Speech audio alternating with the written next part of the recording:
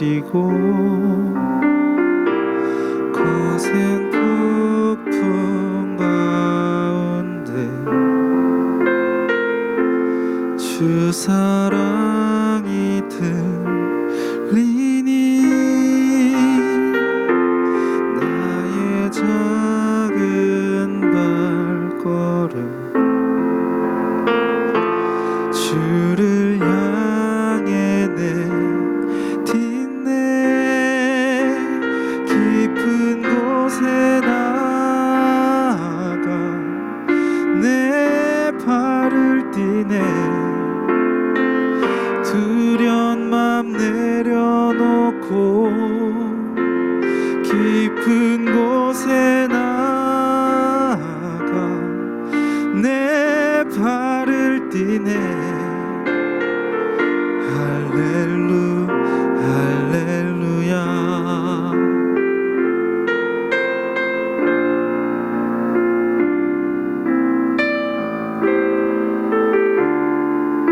다시 한번 다 함께 찬양하겠습니다. 거친 바다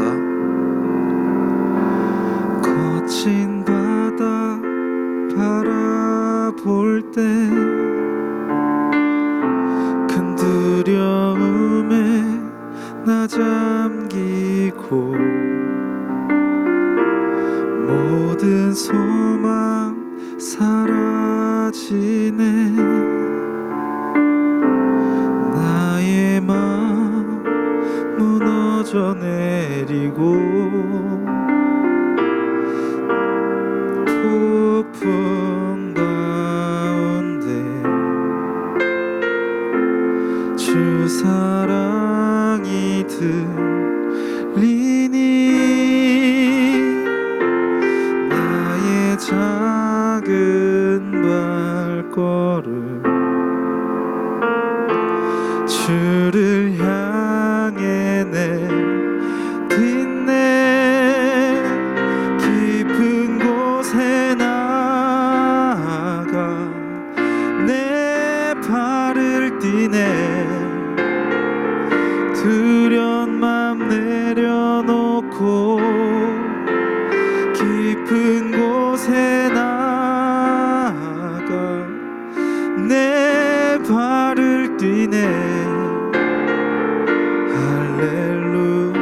할렐루야.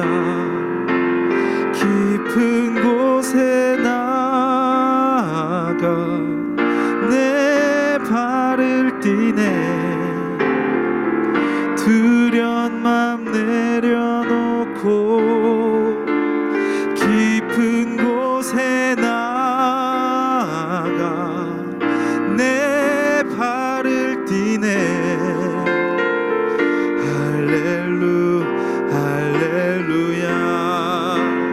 깊은 곳에 나아가 내 발을 띠네.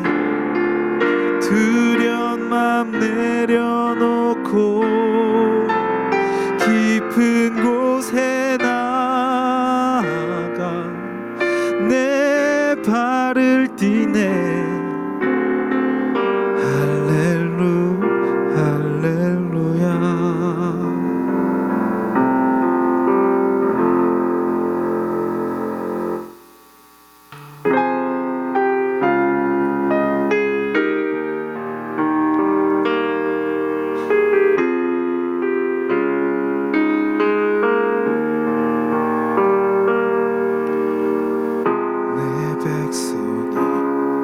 나를 떠나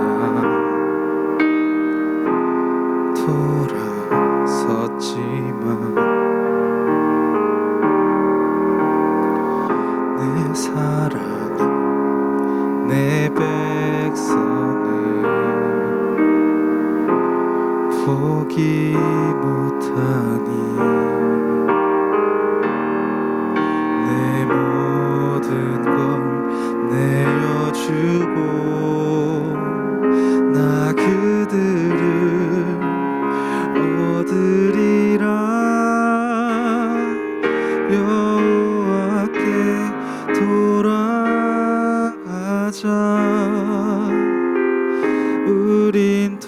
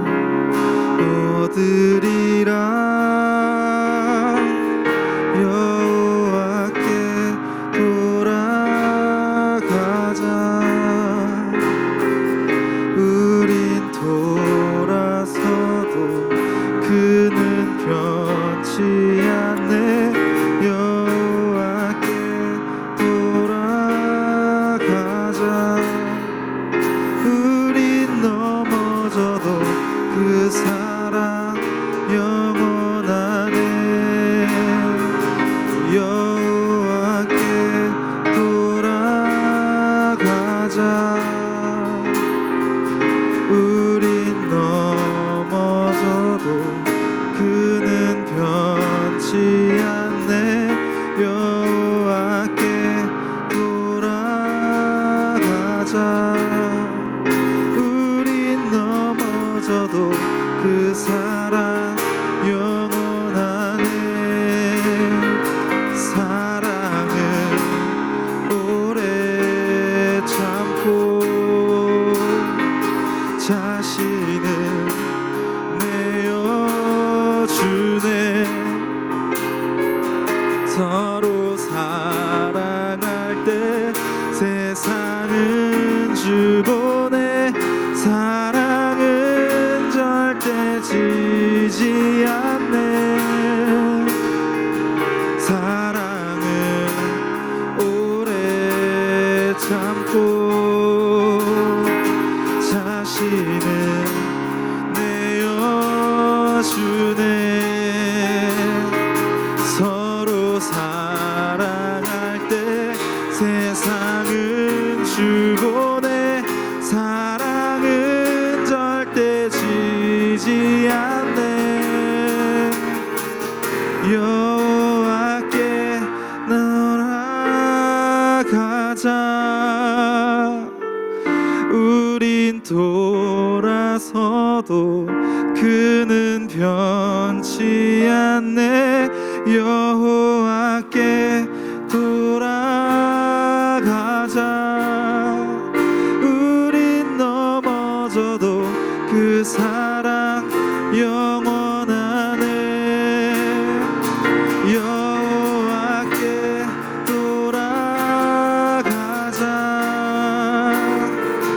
우린 돌아서도 그는 변치 않네. 여호와께 돌아가자. 우린 넘어져도 그 사랑 영원하네. 여호와께 돌아가자. 우린 돌아서도 그는 변치 않네. 여호와께 돌아가자. 우린 넘어져도 그 사랑 영원하네.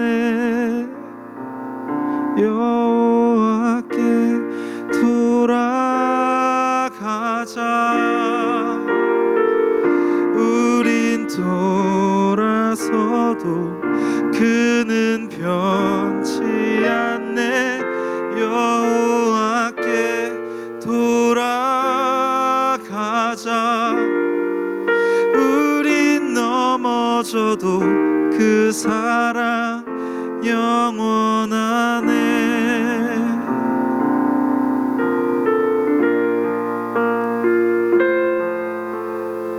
혼란스럽고 어려운 시간, 어려운 이 시대에 살고 있는 여러분, 예수님께서 우리를 위해 우리를 포기하지 못하셔서 우리로 인해 고난받으셨습니다. 그 사실을 기억하며 우리 삶이 주님께 얼마나 멀어졌는지 그 순간을 기억하며 회개하고 주님 앞에 돌아오는 시간 가지겠습니다. 다 함께 기도하겠습니다.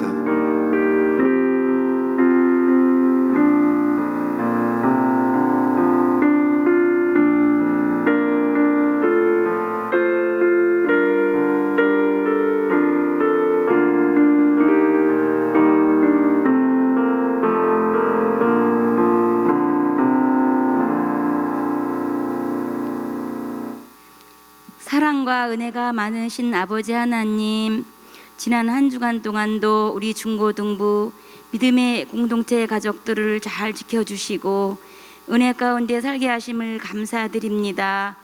주님, 저희들이 코로나19로 인하여 비록 출석하지 못하고 온라인으로 영상 예배 드리는 것 또한 감사하고 감사합니다.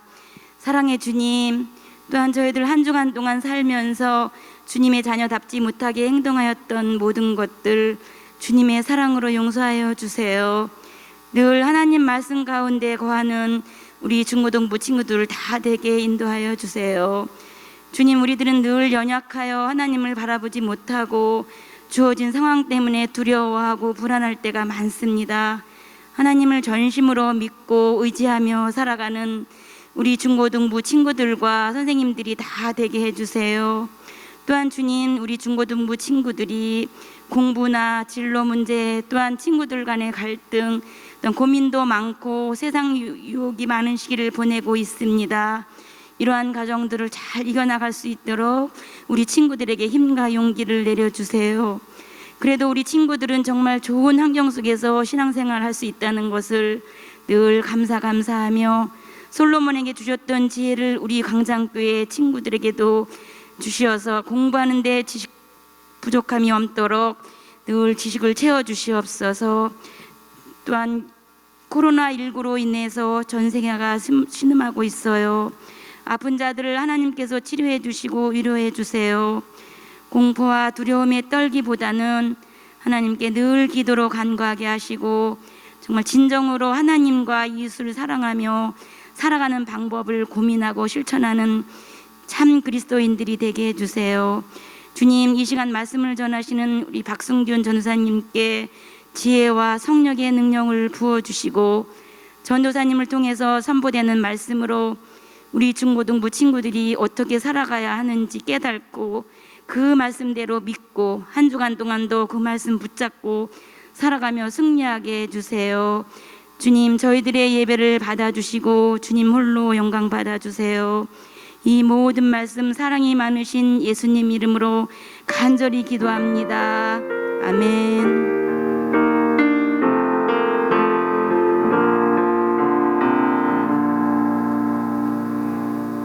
네, 감사합니다. 민성쌤 간주 천천히 쳐주시면 됩니다. 네, 예배 자리로 오신 여러분 사랑하고 축복합니다. 광고 드리겠습니다. 광고. 광장교회 청소년부는요 당분간 이렇게 영상을 통해 예배 드리겠습니다.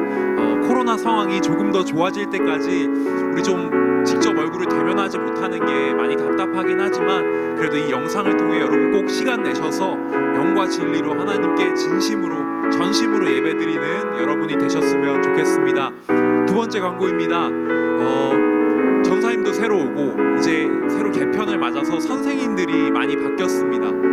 청년 선생님들도 많이 들어오시고요. 선생님들이 많이 바뀌었는데 지금 영상에서 여기 보시면 우리 반 선생님이 누구인지 알 수 있을 거예요. 우리 반 선생님이 누구인지 영상을 통해 한번 보시고요. 아마 이 영상을 보고 있는 예배를 드리고 있는 주일이면 그 전날 선생님들께서 다 연락을 하셨을 겁니다. 단톡방이 만들어지고 예배 영상 링크가 공유되었을 겁니다.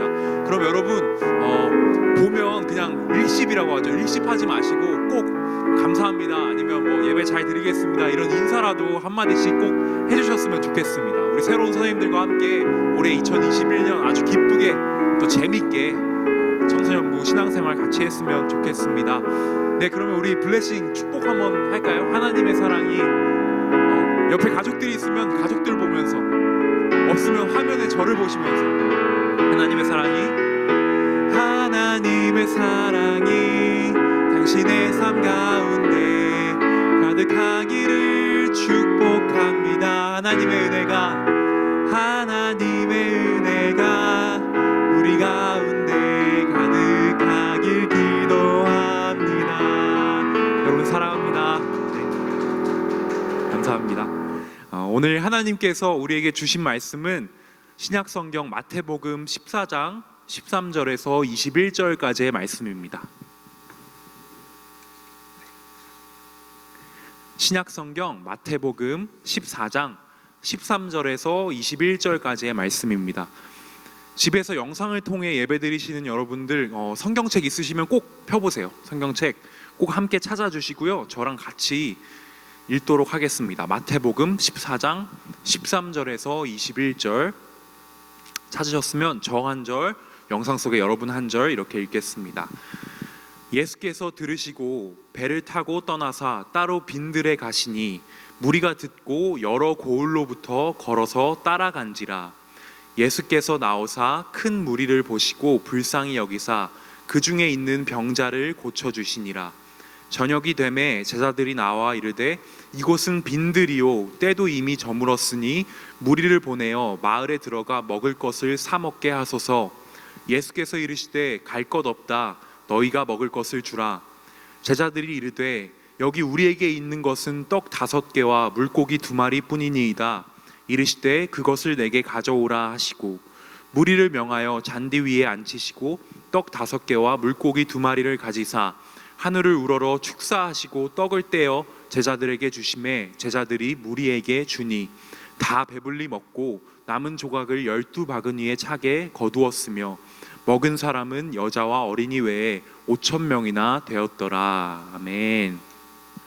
네, 그럼 전사님 짧게 기도하고 말씀 나누도록 하겠습니다. 하나님, 너무나 감사드립니다. 이 혼란스럽고 어지럽고 너무나 아픈 세상 가운데 우리를 말씀의 자리로 불러주심에 너무나 감사드립니다. 하나님, 오늘 오병이어의 사건을 듣고 우리의 인생이 너무나 보잘것없어 보이지만 힘들어 보이지만 5개의 떡과 2마리의 생선으로 5,000명을 넘게 먹이신 예수님의 기적을 보며 주님, 우리가 우리의 삶 또한 그렇게 역전의 인생이 될 수 있도록 주님을 위해 헌신하는 인생 될 수 있도록 주님 우리를 이끌어 주시옵소서. 예수님의 이름으로 기도드렸습니다. 아멘. 네, 제가 5년 전 이맘때, 딱 이맘때 어디에 있었는지 아십니까? 제가 어디에 있었을까요? 제가 5년 전 이맘때 바로 아프리카 콩고 민주공화국이라는 곳에 제가 있었습니다. 여기 광장교회 청년부 이름이 웨이브이기 전에 이 광장교회 청년부에서 저 멀리 한 검색해 보니까 11,000km가 떨어졌더라고요. 11,000km 떨어진 콩고 민주공화국으로요. 콩고 민주공화국, 발음도 잘 안 돼요. 콩고 민주공화국으로 아웃리치를 떠났습니다. 선교 여행을 떠난 것이죠. 태어나서 비행기라고는 딱 한 번밖에 타보지 못했던 이 22살의 박승규는요, 너무나 떨리고 설렜습니다.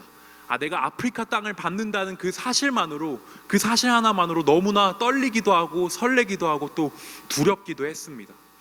그런데 여러분, 아웃리치를 준비하면서 혹은 여행을 준비하면서 언제 가장 설레고 떨리시나요?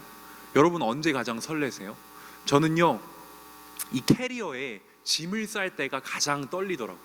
이 캐리어에 짐을 쌀 때 가장 설레더라고요. 항상 이 여행 가기 전에 가서 뭘 입을까? 이건 필요할까? 아니면 이건 좀 뺄까? 이렇게 고민하면서 캐리어를 싸는 시간이 저는 가장 설렜습니다. 그곳의 날씨와 그리고 그곳에 있는 이 나의 어떤 이런 이 바이브들, 분위기들을 떠올리면서 캐리어를 채워가는 그 시간이요, 저는 정말 신나고 또 설렜어요.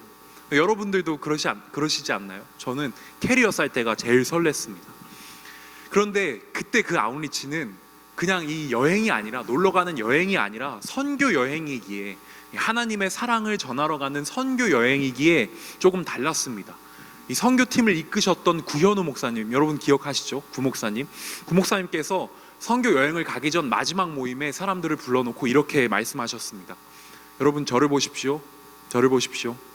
아프리카는 굉장히 덥고 굉장히 어려운 선교지입니다. 그러니까 짐은 최대한 간결하게 싸주십시오. 짐은 최대한 간결하게 싸되 거기에 현지인들에게 주고 올 수 있는 물품들을 최대한 채워 넣어 주십시오. 이렇게 말씀하시는 겁니다. 내 짐은 최대한 간결하게 싸되 선교지에서 만날 현지인들에게 주고 올 물품들을 최대한 채워 오라는 겁니다. 그래서 그냥 제 옷들은 그냥 대충 싸고 몇 개 안 싸고 그들에게 뭘 주고 올까를 엄청 고민했습니다. 당시 22살의 저는요, 이제 막 장신대 신학과에 입학한 아주 주를 위해 헌신하기로 작정한 아주 뜨거운 사람이었어요. 아주 뜨거운 청년이었습니다. 그래서 그래, 내 옷은 뭐 그냥 벗고 가도 돼, 내 옷은 그냥 대충 싸 하고 이 사람들에게, 콩고 사람들에게 무엇을 줄 수 있을까 정말 많이 고민했습니다. 고민하면서 이 방을 둘러보니까 마땅한 게 없는 거예요. 줄만한 게 없는 겁니다. 그래서 뭘 줘야 하나 고민하는데 마땅한 게 없어서 그냥 뭐 제가 어려서부터 입고 다니던 이 LG 트윈스 야구단 유니폼 그런 거 넣고, 아니면 프랑스 축구 국대 유니폼 그런 거 넣고, 그리고 막 리버풀 이 동대문에서 산 그런 유니폼, 이런 옷들만 막 바리바리 쌌는데 그래도 제가 만족이 안 되는 거예요. 이 사람들에게 좋은 거 줘야 되는데 내가 입던 옷들 주는 것도 조금 미안하기도 하고 뭔가 하나만 더 있었으면 했습니다. 그런데 그때 제 책상 위에 올려져 있던 이 블루투스 스피커가 보였습니다. 블루투스 스피커. 이것보다 더 안 좋은 모델 죄송합니다. 이것보다 더 안 좋은 모델이었어요. 이 블루투스 스피커를 제가 빤히 쳐다보면서 이걸 들고 가? 아니면 그냥 들고 가지 말까? 들고 가 말어? 이걸 엄청 고민했었습니다. 그런데 제 안에 이런 생각이 드는 거예요. 이걸 보면서 이게 무슨 쓸모가 있겠어? 이게 무슨 쓸모가 있겠어? 여러분, 콩고 사람들이 처한 환경을 생각했을 때 그 당시 콩고는요 GDP, 그러니까 국내 총생산, 좀 어렵나요? 여러분, 우리나라가 잘 사느냐 아니냐 이거를 피파 랭킹처럼 순위를 매긴 게 있어요. 그 잘 사느냐 그 순위에서 콩고가 그 당시에 뒤에서 5손가락 안에 들 만큼 그만큼 못 사는 나라였습니다. 그만큼 후진국이었어요. 문화와 기술이 너무나도 뒤처진 그런 나라였고요. 그 당시 선교사님 표현을 빌리자면 우리나라 80년대 수준의 기술력을 갖춘 그런 나라였다고 했습니다. 그래서 생각하기에 이거 들고 가봤자 그들이 처한 삶의 환경을 생각했을 때 이거 제대로 쓰지도 못할 거야. 이거 페어링이라도 할 줄 알겠어? 페어링할 스마트폰이라도 있을까? 제가 아무리 좋은 아무리 비싼 JBL 스피커를 들고 가도 그들이 처한 환경 속에서 이건 그냥 하나의 돌과 다를 게 없을 거라고 생각했어요. 근데 그래도 어디 쓸 데가 있겠지, 공항이나 어디서 노래 들을 때 쓸 데가 있겠지 하는 생각에 캐리어에 가장 마지막으로 이 블루투스 스피커를 넣었습니다. 넣었는데 하지만 여전히 제 마음속에는 한 가지 물음이 가시질 않았죠. 이게 무슨 쓸모가 있겠어? 이 블루투스 스피커가 무슨 쓸모가 있겠어? 여러분, 이 물음을요 오늘 본문 속에서 똑같이 가졌던 사람들이 있습니다. 누구입니까? 바로 예수님의 제자들이었습니다. 예수님의 제자들이 자기들 앞에 놓여진 떡 5개와 물고기 2마리를 보고서 이게 무슨 쓸모가 있겠어? 이 작은 것들이 무슨 쓸모가 있겠어? 라고 내가 블루투스 스피커를 보면서 똑같이 가졌던 그 물음을 똑같이 가졌을 겁니다. 여러분, 사실 오늘 본문 읽자마자 이런 생각 하셨죠? 또 병이어야? 또 병이요? 우리가 오병이어 설교 너무나 많이 들었습니다. 어려서부터 교회 다니셨던 민성쌤이 오병이어 설교 진짜 많이 들었죠? 네, 우리가 너무 많이 들어서 이 내용 읽지도 않아도 다 알고 있어요. 떡 5개랑 물고기 2마리로 5,000명을 먹이신다고? 예수님 진짜 짱이네. 예수님 어마어마한 분이시구나. 우리는 이렇게 오병이어의 이야기를 너무나 잘 알고 있습니다. 그런데 오늘은요 조금 다른 관점으로 이 오병이어의 기적 사건을 바라보고 싶어요. 예수님 옆에 있었던 제자들의 눈으로 이 오병이어의 사건을 좀 바라보고 싶습니다. 자, 우리가 함께 오늘 본문 13절을 읽어볼게요. 마태복음 14장 13절입니다. 여러분은 자막을 보시면 되고요. 이거를 우리말 버전으로 읽어볼 텐데 지금 여기 계신 선생님들은 없으시니까 제가 읽어드릴게요. 14장 13절 읽겠습니다. 이 소식을 들은 예수께서는 거기서 배를 타고 조용히 외딴 곳으로 가셨습니다. 사람들이 이 소문을 듣고 여러 마을에서 나와 걸어서 예수를 따라갔습니다. 이 소식을 들은 예수님께서 조용히 외딴 곳으로 가셨대요.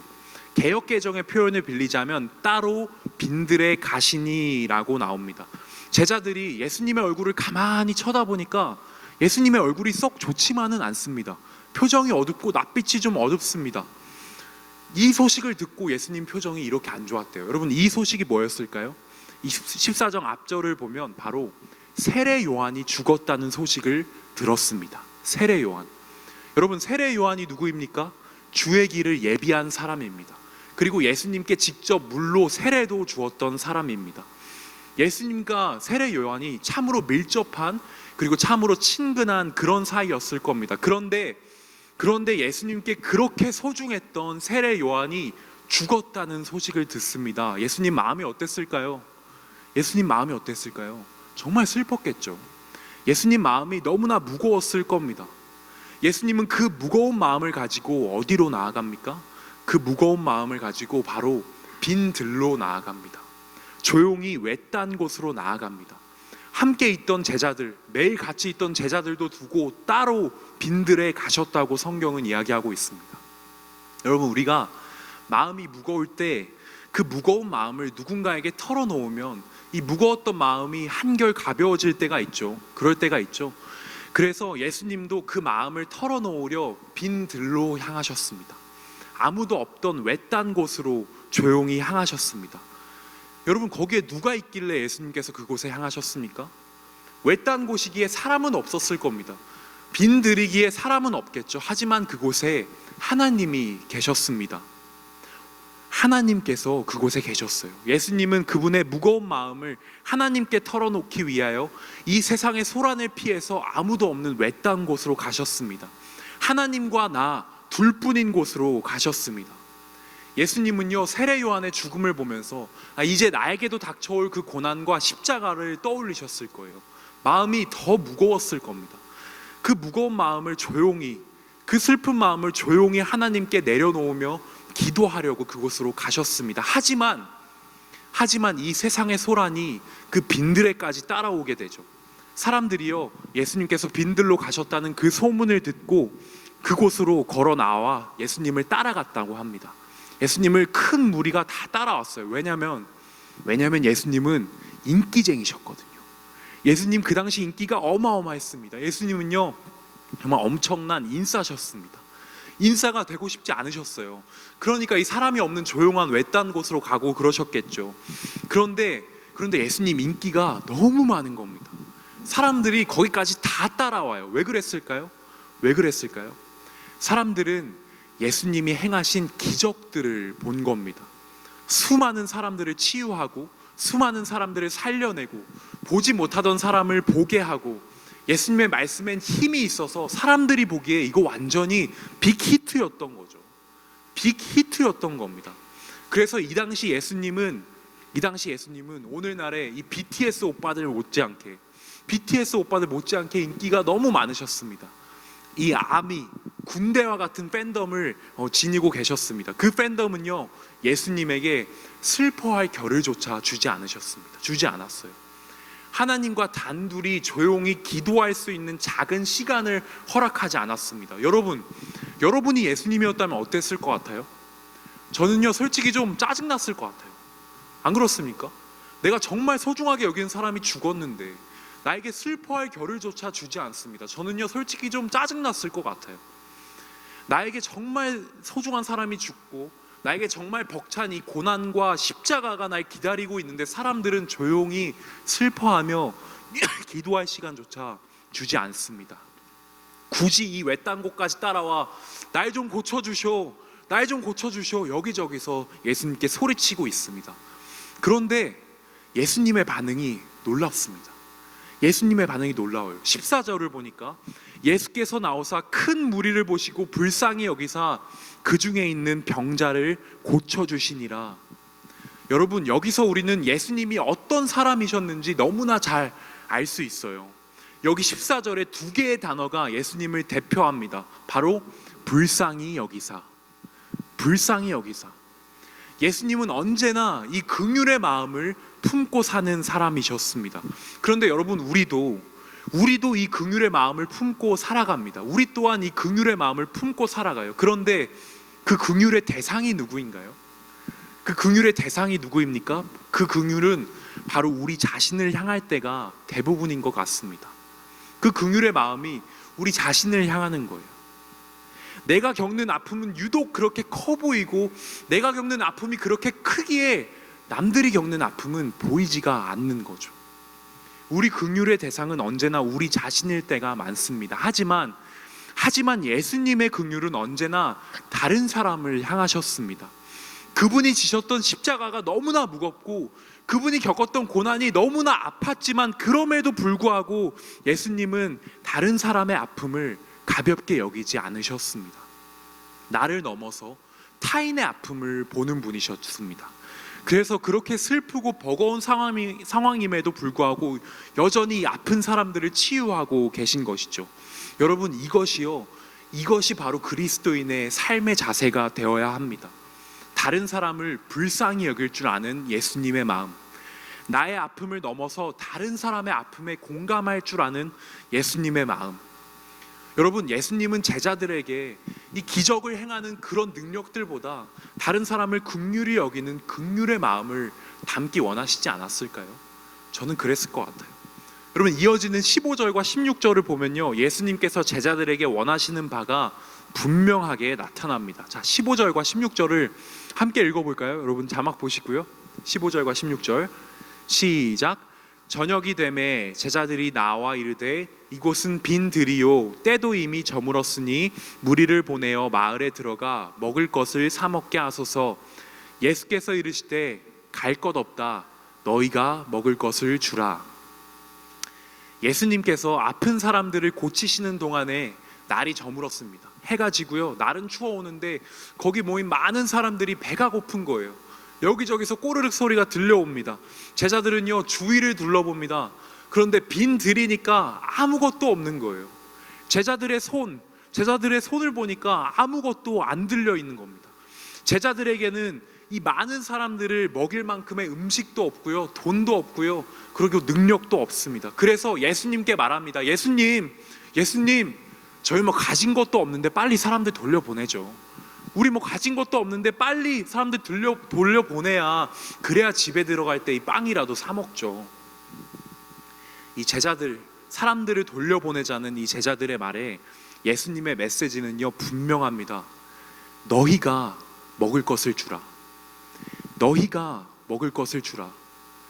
내가 너희에게 먹일 것을 주겠다 이렇게 말씀하지 않으시고요, 갈 것 없다, 너희가 먹을 것을 주라라고 이야기하십니다.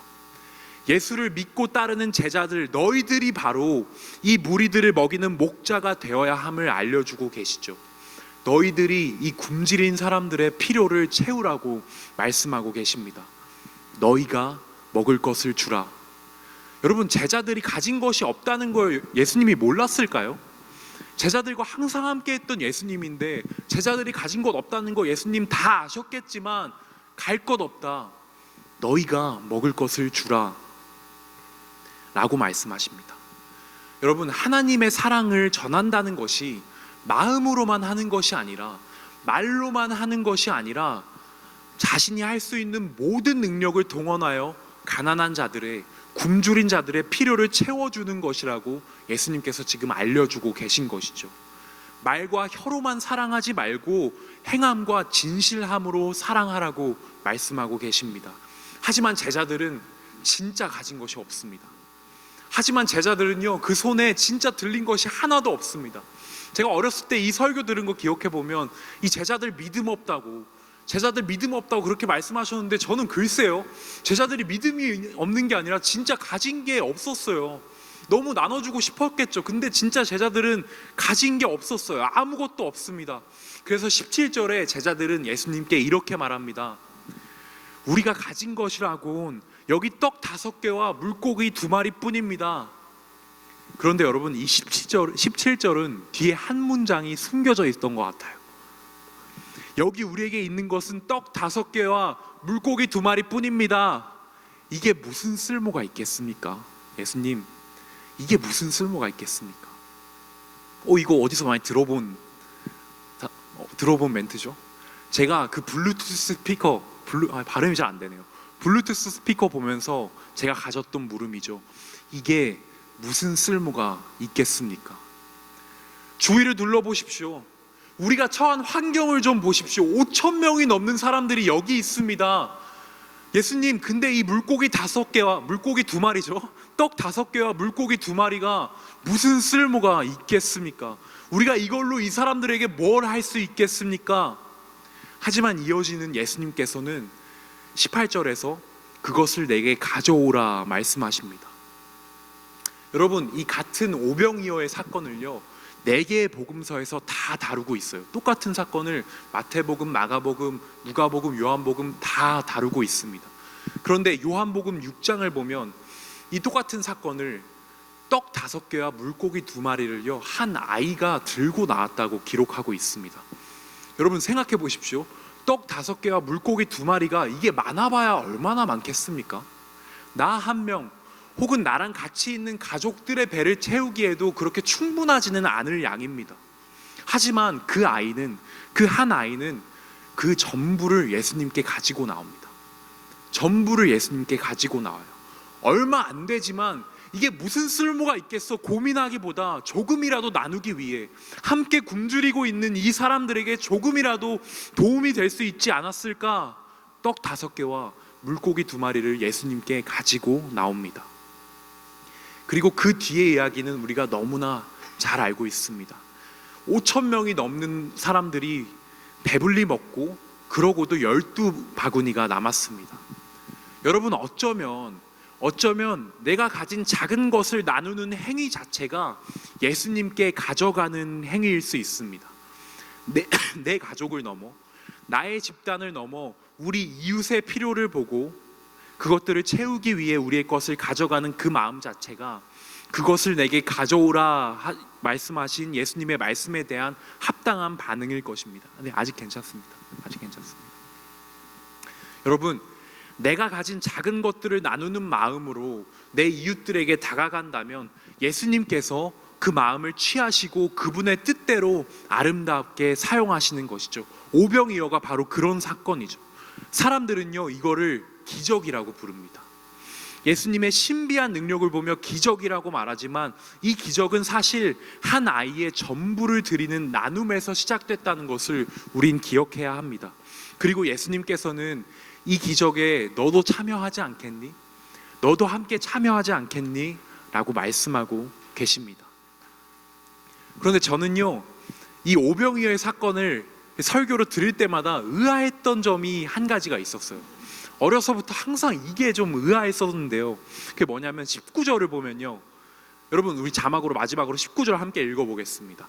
무리를 명하여 잔디 위에 앉히시고 떡 5개와 물고기 2마리를 가지사 하늘을 우러러 축사하시고 떡을 떼어 제자들에게 주시매 제자들이 무리에게 주니. 여러분, 이 19절 뒤쪽을요, 우리말 성경으로 보면 그 후 예수께서는 그 떡 조각을 제자들에게 나눠주시고 다시 제자들은 사람들에게 나누어 주었습니다. 이렇게 나와요. 여러분, 예수님의 이 신비한 능력에 가려져서 우리가 무심코 지나쳤던 부분을 자세히 보면 예수님께서 떡을 떼시고요, 그걸 제자들에게 주시고 제자들이 또 5,000명에게 일일이 나눠주고 있습니다. 배달하고 있는 거예요. 저는 학생 때마다 항상 이 부분이 의아했어요. 여러분, 안 그러신가요? 예수님 이 떡 5개와 물고기 2마리로 5,000명 넘게 먹으실 수 있는 그런 능력 있는 분인데, 이왕 능력을 행하실 거라면 이 손짓 한 번에 여기 있는 사람들 허기 다 채워지고 얍 하면 갑자기 배부른데? 막 이렇게 된다거나, 아니면 뭐 윙가디움 레비오사 하면 이 떡들 다 앞으로 세팅이 된다거나, 이런 기적 행하시면 얼마나 편합니까? 제자들 고생 안 해도 되죠. 얼마나 편하겠습니까?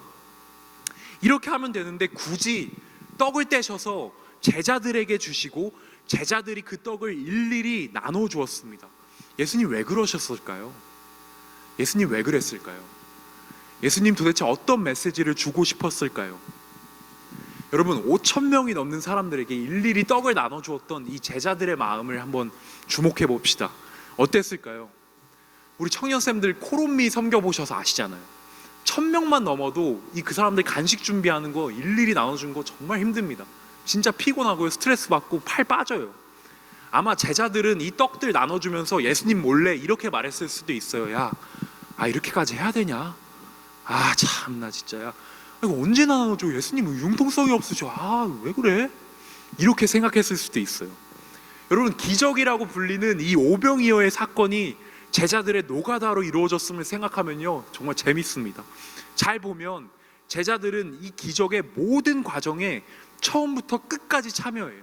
떡 나눠주는 것부터 다시 수거하고 치우는 것까지 모든 과정에 참여합니다. 제자들은 몇 시간에 걸쳐서 일일이 떡을 다 나눠주고 그것도 다 치우고 다시 또 남은 거 다 모으고 이런 고생을 다 한 다음에 그날 피곤해서 자려고 누워서 아마 이런 생각했을 겁니다. 예수님 왜 그러셨을까? 예수님 도대체 무슨 말이 하고 싶었길래 굳이 그런 식으로 하셨을까? 예수님은 제자들에게 하나님 나라를 이루어가는 방식이 어떤 것인지를 보여주고 싶었던 것 같아요. 잘 보면요, 예수님의 사역에 비슷한 패턴이 있습니다. 먼저 사람들이 의심합니다. 제자들이 의심하죠. 우리가 가진 것은 떡 5개와 물고기 2마리뿐이라고, 이게 지금 무슨 쓸모가 있겠냐고. 하지만 불가능을 가능케 하시는 하나님의 능력이 예수 그리스도를 통해 드러납니다. 그리고 그 기적을 전달하는 사람들은 누구입니까? 바로 기적의 과정에 참여한 제자들입니다. 그 기적의 과정에 참여한 제자들이죠. 제자들이 전달한 기적을 통해 그곳은 예수님과 함께하는 모두가 배부르고 행복한 하나님의 나라가 되는 곳이죠. 천국이 되는 것이죠. 여러분, 성경의 많은 곳에 하나님 나라는 이런 식으로 예수님을 통해 드러난 하나님의 크신 능력에 우리가 참여함을 통해 세워져 갑니다. 하나님 나라가 그런 식으로 세워져 간다는 거예요. 그런데 여기서 우리가 또한 간과하지 말아야 할 것은 결국 일하시는 주체는 하나님이라는 것이죠. 결국 일하시는 주체는 하나님이라는 겁니다. 오병이어의 사건도 보시면 예수님께서 아이가 가져온 떡을 떼고 능력을 행하셨습니다. 여러분, 마지막으로 제가 이 블루투스 스피커를 마지막으로 캐리어에 넣으면서 무슨 생각을 했다고 했죠? 제가 어떤 생각을 했다고 했죠? 기억나시나요? 이게 무슨 쓸모가 있겠어? 이게 무슨 쓸모가 있겠어? 아프리카에서 2주간 꿈과 같은 시간을 보내고 마지막 날이 되었습니다.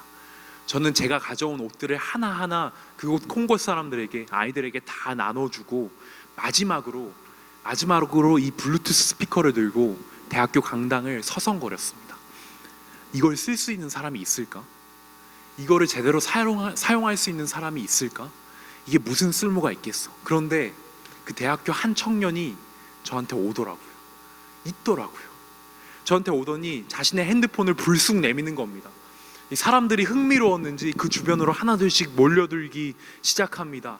이 알 수 없는 불어를 감으로 맞춰가면서 제가 겨우겨우 어떻게 페어링에 성공했습니다. 띠리링, 페어링이 되고요. 그 강당 한 구석에 이 블루투스 스피커를 통해서 Mighty to Save라는 그 찬양이 울려 퍼지기 시작합니다. 이 작고 쓸모없고 보잘것없던 물체에서 찬양 한 곡이 쩌렁쩌렁 울려 퍼지니까 그들은 굉장히 신기해했고 주변에 20명 남짓한 사람들이 너무나 행복해하면서 함께 찬양을 불렀던 기억이 납니다. 저는요, 그때 느꼈던 그 희열을 아직도 잊지 못합니다. 그들이 너무나 활짝 웃더라고요. 너무나 활짝 웃으니까, 그들이 웃으니까 저도 너무 좋았습니다. 그때 그 희열이요, 아직도 잊혀지지가 않아요. 여러분, 주님의 사랑 안에서 내가 가진 것을 나눌 때 이게 무슨 쓸모가 있겠어의 물건에서 모두를 웃게 만드는 물건이 되었습니다. 제가 그 사람들에게 부탁했습니다. 이 물건만큼은 누구 한 명의 것이 아니라 모두를 위해 찬양의 스피커로 써달라고. 여러분, 우리의 인생이 이 블루투스 스피커와 같을 수 있습니다. 우리의 인생이 어쩌면 이 5개의 떡과 2마리의 물고기 같을 수 있습니다. 여러분의 삶을 여러분이 지금 당장 처한 환경에만 주목하며 거기에만 비추어 봤을 때 이 인생이 무슨 쓸모가 있겠어? 내가 처한 환경을 봐. 이거 가지고는 안 돼. 아무 쓸모 없어. 이렇게 생각하겠지만, 작아 보이고 볼품없어 보이는 그런 삶이지만 그 인생마저 누군가를 위해 나누고 이 나의 인생이 너무나 필요한 누군가를 위해 기꺼이 가져갈 때 예수께서 그 인생을 취하시고 그분의 뜻에 따라 아름답게 사용하실 줄로 믿습니다. 5개의 떡과 2마리의 물고기처럼 지금 콩고 어딘가에서 울려 퍼지고 있을 블루투스 스피커처럼 우리의 인생이, 여러분의 인생이 누군가의 줄인 배를 채우고 누군가를 환하게 웃게 만드는 그런 인생이 될 것입니다. 세상의 소리가 들립니다. 너는 할 수 없다고. 그건 불가능하다고. 네가 처한 환경을 보라고. 그 세상의 소리에 물든 내 마음의 소리가 들립니다. 이 인생이 무슨 쓸모가 있겠어? 그때 예수 그리스도의 세미한 음성이 들려옵니다. 그것을 내게 가져오라. 그것을 내게 가져오라. 우리 함께 찬양하시겠습니다. 우리 이 시간 함께 찬양할 텐데요, 여러분, 이 세상을 지으신 주인이 바로 하나님 아버지 예수 그리스도, 온 땅의 주인이 바로 하나님 아버지이십니다. 여러분, 여러분의 인생이 초라해 보이십니까? 여러분의 인생이 이 떡 5개와 물고기 2마리처럼 블루투스 스피커처럼 아무 쓸모 없어 보이시나요? 하지만 예수님께서는 이렇게 말씀하십니다. 그것을 내게 가져오라. 그것을 내게 가져오라. 그 뒤의 이야기는 여러분의 상상에 맡기겠습니다. 저는 그 인생이 너무나 기대됩니다. 우리 함께 전심으로 온 땅의 주인 되신 주님을 찬양하겠습니다.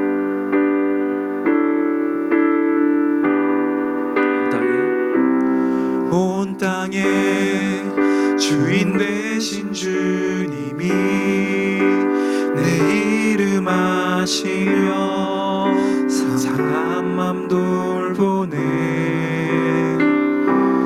어둠을 밝히시는 새벽별, 방황하는 내 맘 주의 길 비추시네. 나로 인함이 아닌, 나로 인함이 아닌 주가 행하신 일로, 나의 행함이 아닌 오직 주로 인하여 나는 오늘 피었다 지는 이름 없는 꽃과 같네. 바다에 있는 파도 안개와 같지만 주는 나를 붙드시고 부르짖음 들으시며 날 기하시네. 주님은 나의 죄를 보시고 사랑의 눈으로 날 일으키시네. 바다를 잠잠하게 하시듯 내 영혼의 폭풍 고요케 하시네. 나로 인함이 아닌, 나로 인함이 아닌 주가 행하신 일로, 나의 행함이 아닌 오직 주로 인하여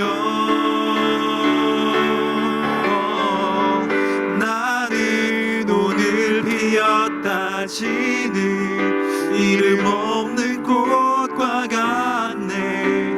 바다에 있는 파도 안개와 같지만 주는 나를 붙드시고 부르짖음 들으시며 날 기하다 하시네. 나는 오늘 피었다 지는,